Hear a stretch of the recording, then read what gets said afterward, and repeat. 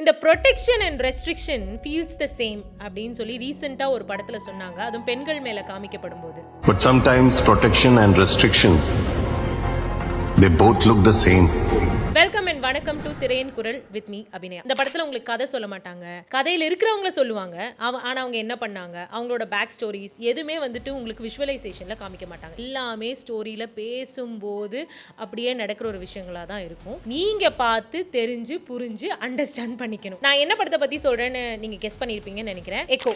I am hopefully pronouncing it correct. எக்கோவான்னு ஒரு கான்வர்சேஷனே இப்போ இங்க நடந்தது.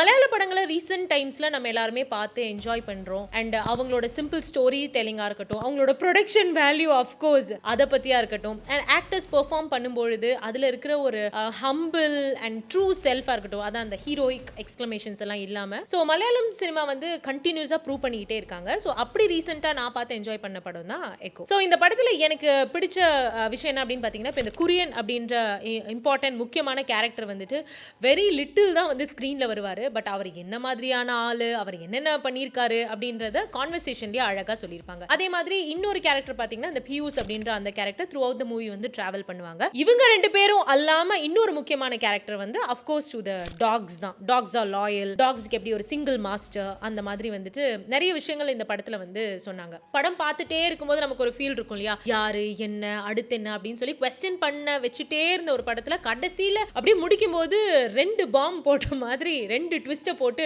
என்ன இதை நான் வந்து இமேஜினே பண்ணி பார்க்கலையே அப்படின்ற மாதிரி சொல்லி முடிச்சுட்டாங்க.